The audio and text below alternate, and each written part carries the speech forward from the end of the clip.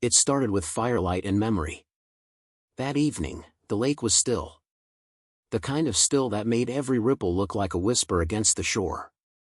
I had pitched the old canvas tent just feet from the waterline, the same one my wife and I used before the cancer came. I'd lit a fire in the stone circle we built together, a silent tribute to the nights we'd stayed up talking about dreams, about legacy, about building a home that no board or committee could ever take from us. I was roasting marshmallows alone, one for her, one for me, when the red and blue lights painted the trees. At first, I thought it was an emergency elsewhere. Sirens on our rural road usually meant a crash, or sometimes a coyote had wandered into town and spooked someone. But when 4 squad cars pulled into the clearing, tires crunching across my gravel path like it was theirs to patrol, I stood up. A voice barked from the loudspeaker, "Step away from the fire. This is a trespassing investigation." Trespassing. On my own land. I stepped forward, hands raised in cautious disbelief.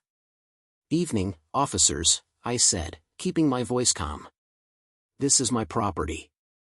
My name is Eli Barrett. You're on Lake Barrett Ranch. The land's been in my name for 10 years. Behind the police cars, I spotted them, heels clacking, clipboards in hand, badges gleaming under porch lights that didn't belong here. Karen Dunley, president of the Willow Shores HOA, flanked by her ever-smirking lieutenant, Pam. Karen's hair was twisted into a bun tight enough to hurt just looking at it. Pam was holding what looked like a property map, badly folded and marked up with pink highlighter. "That's condominium land," Karen yelled from behind the officers. "He's squatting. He set up camp on association-owned shoreline." I should have laughed. I wanted to. But something about the way Karen looked at the fire, like she wanted to stomp it out, erase it from existence, made my stomach twist. One of the deputies approached, hand near his holster but not drawn. "Mr. Barrett, do you have proof this is your land?" I gestured to the wooden dock behind me. "See that dock? My wife built it with her father. There's a plaque on the first plank. And the survey markers? One by that oak tree, another just past the big boulder. You want paperwork? I've got 10 years' worth back at the house." The deputy seemed torn. He glanced toward Karen, who was now whispering furiously to Pam and pointing at me like I'd set the lake on fire. "Officer," I added, voice lowering, "I've got cameras too. Trail cams. Some motion activated. If you'd like, I can show you footage from this morning.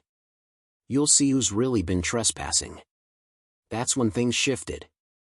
I saw it, the flicker in Karen's eyes. A flash of panic. Because she hadn't expected me to fight back. She thought I'd just fold. She thought I was some loner with a tent and a memory, not a man with records, receipts, and resilience. But what they didn't know. The trail cams hadn't just recorded them walking through my land like they owned it. They'd caught them days before, hammering a stake with HOA signage into soil that wasn't theirs. I'd been gathering evidence quietly for weeks, because this wasn't the first time they tried to claim my land. It was just the boldest attempt yet. I hadn't said anything then. But I was done playing polite. "Officer," I said, voice steady, "I have a deed, a survey, and about 40 hours of video footage showing these women, and a couple of their friends, trespassing, harassing wildlife, and dumping garden clippings into my lake." There was a pause. Then a crackling voice on the officer's radio, "Dispatch confirms, Barrett owns that parcel. Title clear. Coordinates match county record." Karen's face went white. Pam muttered something under her breath and tried to take a step back. I turned to them then. "You want to accuse someone of trespassing? Look in the mirror." The officers stood down. Karen didn't. She stormed forward, heels slipping in the dirt. "You can't just light fires wherever you want. That's a community lake. There are rules." "It's not a community lake," I said, stepping toward her now. "It's mine. Bought and paid for. You've been trespassing for years, and it ends tonight." That's when she saw the camera, mounted on a tree, glowing red. She looked down at the fire. Back at me. Then at the officers, who were no longer moving to protect her. "You'll regret this," she hissed. "You don't know who you're messing with." I met her glare with one of my own. "You don't know what you've started." Because what Karen didn't realize, and what no one did yet, was that the fire she tried to stomp out, it wasn't just in the pit. It was in me. The morning after the firelight standoff, the fog rolled in thick off the lake, like the land itself was trying to shield me from what was coming. I hadn't slept.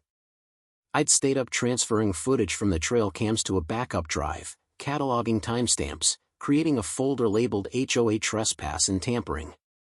I wasn't paranoid, I was prepared. Because I knew Karen wasn't the type to let things lie.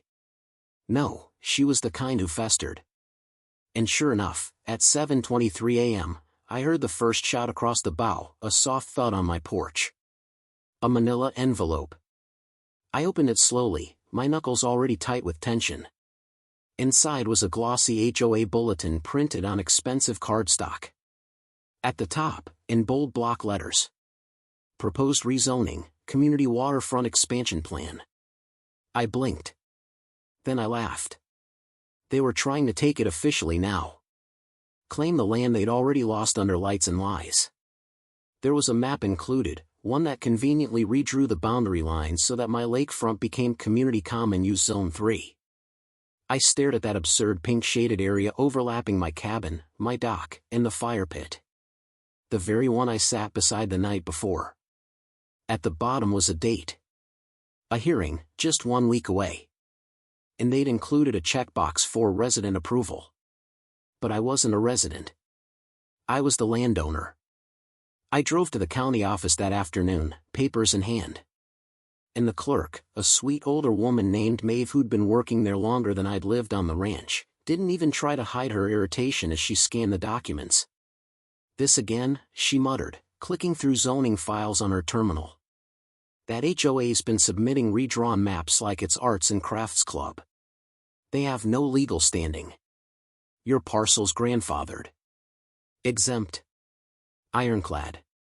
But they've distributed this to the entire subdivision," I told her. "And they've scheduled a vote." She sighed. "They can vote on whatever they want. Doesn't make it legal. But if they start building or enforcing rules outside their jurisdiction. They already tried. Last night. Called the cops." Her eyes sharpened. "Get everything in writing, Eli. And if they so much as plant a fence post near that waterline, you call me directly. I'll make sure they wish they'd never found a map." Back at the ranch, I found the damage. The fire pit was gone. Snuffed. Ash scattered. Stones removed. In their place, a little wooden sign staked into the earth. Pending community renovation. Do not disturb. I stared at it. Then at the ground where my wife's memorial stone had sat, hidden under the second ring of stones. The one with her initials carved gently into it. It was gone too. My jaw clenched so hard I thought something might crack. I dropped to my knees and started digging with my bare hands, peeling back the loose gravel, the earth, the shame. And there it was. Beneath a shallow patch of disturbed soil, covered in boot prints that didn't belong to me, was the stone. Cracked. Scraped. Like it was nothing but a rock in the way. I picked it up slowly, thumb brushing the groove of her initials. My wife had passed 5 years ago. We scattered some of her ashes under this tree. That fire pit was sacred. And now, it was desecrated. They weren't just overstepping. They were declaring war. By sunset, I had cameras mounted at every possible entry point to the lakefront. I installed new trail cams, motion sensors, and a high-frequency perimeter alert system that would send a ping straight to my phone anytime someone crossed the line. And I didn't stop there. I called Rachel. Rachel Navarro, local reporter with the Hill County Gazette. We'd gone to high school together, lost touch, but I remembered her tenacity. If Karen thought she could strong-arm this narrative behind closed doors, she had another thing coming. Rachel showed up 2 days later with a notepad and a microphone. "I heard there was a land dispute," she said, raising an eyebrow. Didn't know it came with surveillance footage and a grieving husband storyline. You want the exclusive? I asked. I've got the footage, the deeds, and about 36 HOA documents they sent me by mistake. She smiled like she'd just smelled blood in the water. It didn't take long. Within 48 hours, Rachel's article went live. Private property or public playground? One man's fight against HOA overreach. The pictures were damning. Karen's crew hammering signage into the ground. HOA board members hosting lakeside yoga classes on my dock. One of them, barefoot, standing next to my wife's memorial stone, before it disappeared. The comments section exploded. People started asking questions. Former residents of Willow Shores shared stories about harassment, shady fines, and manufactured violations. One even alleged the HOA tampered with water testing results after installing pipes that leaked into the lake. I didn't know it then, but the water was just the beginning. Because as Rachel dug deeper, so did I. And what I found next would blow the whole thing wide open. It was late Thursday when I noticed the fish. 3 dead trout, bellies up, floating near the reeds. Their scales were clouded, their bodies rigid. I hadn't stocked the lake in years, it balanced itself naturally. This wasn't normal. I bent down near the edge, my boots sinking slightly into the soft, damp soil. The water smelled off. Not like algae bloom or mud. It had a chemical tang, like the metallic sting of fertilizer mixed with something bitter. I scooped some into a mason jar and sealed it tight. The next morning, I drove the jar to the county environmental lab. Maeve, the clerk from earlier, had given me a contact, Dr. Lynn Sato, a biochemist who volunteered for community cases like this. She wasn't just qualified, she had a history of calling out corruption. The kind of expert HOA Karens hate. Dr. Sato took one look at the sample and raised a brow. You're testing lake water, in November? I nodded. Something's wrong. Fish are dying, and I've seen HOA crews working near the drainage culvert they claim isn't theirs.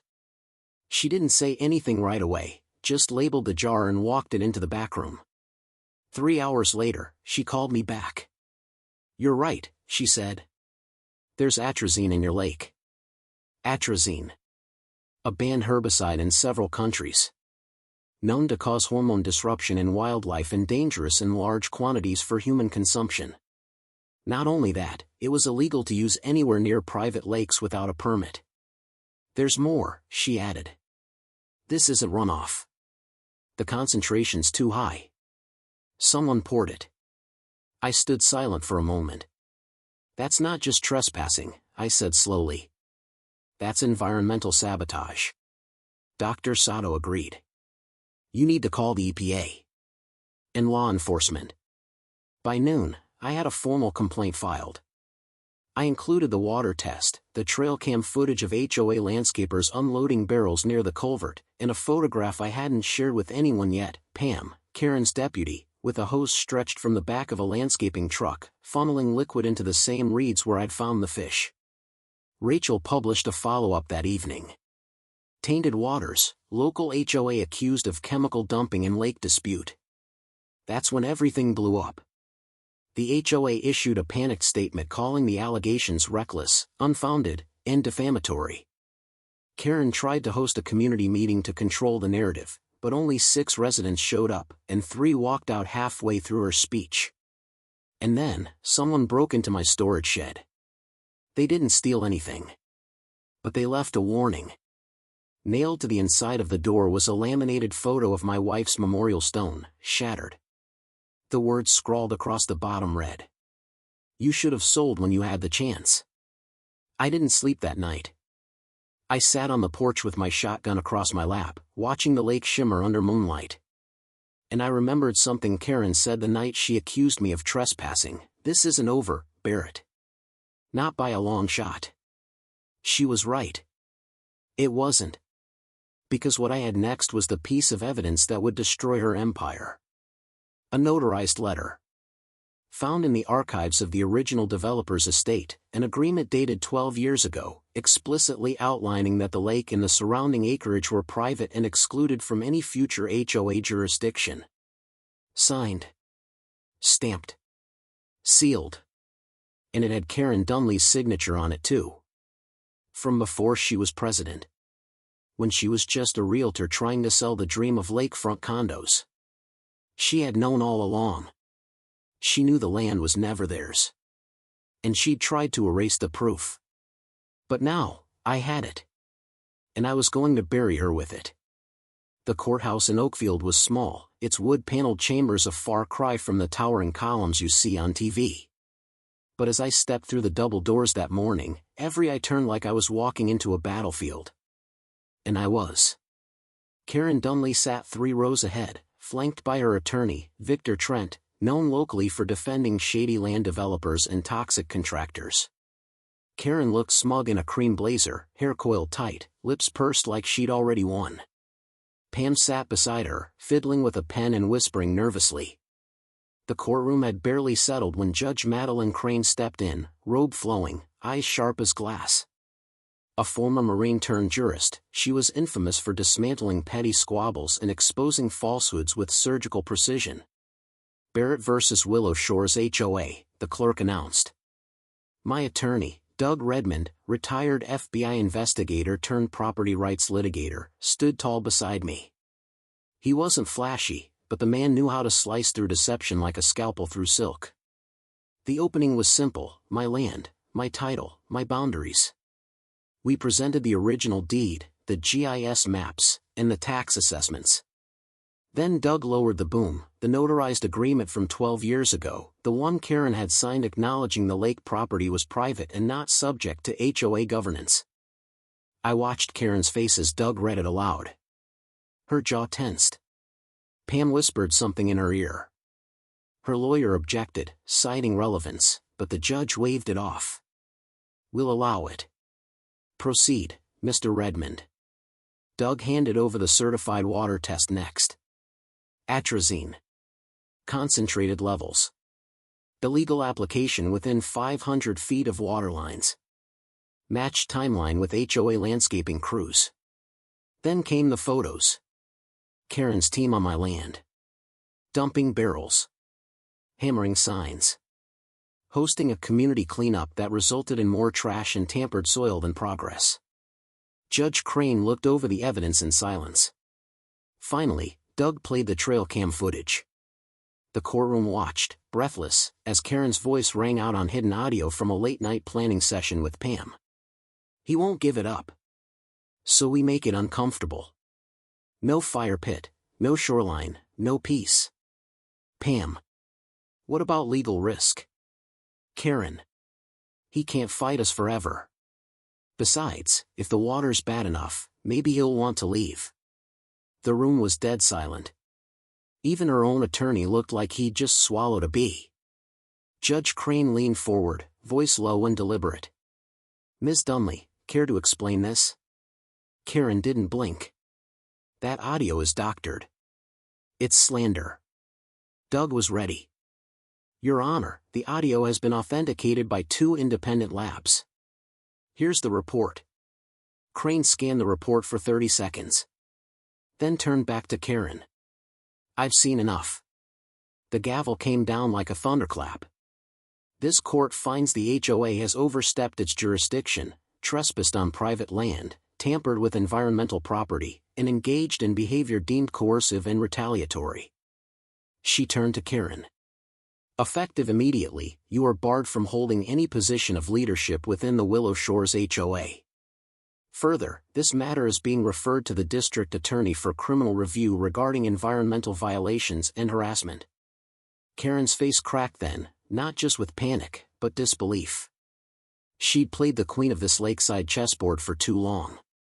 And now, the entire board was burning. Pam looked like she might faint. Victor Trent quietly closed his briefcase. But I wasn't done. Doug stood once more. Your Honor, we request an injunction prohibiting any further HOA action within Mr. Barrett's property boundary, a cease and desist, and financial damages for repair and environmental recovery. Granted, the judge said without hesitation. A full forensic review of HOA financials will also be ordered to determine misuse of funds. Karen finally spoke. You can't do this.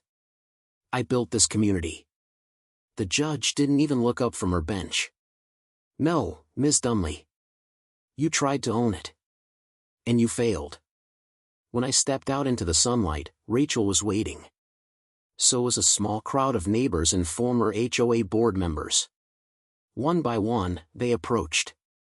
Some shook my hand. Others simply nodded. A few apologized. And then came the sheriff. He handed me a folder. Inside, arrest warrants. Karen. Pam. One of the landscaping crew chiefs. Rachel's next article hit national syndication. The Lake War: How One Man Took Down a Corrupt HOA, and Exposed a Web of Lies. By the next week, Karen's house was listed for sale. Pam disappeared from the neighborhood Facebook group. And me? I rebuilt the fire pit. Planted wildflowers around the stone. Set up a new bench, one my wife would have loved. Some nights, I sit there watching the lake. Still. Quiet. Mine again.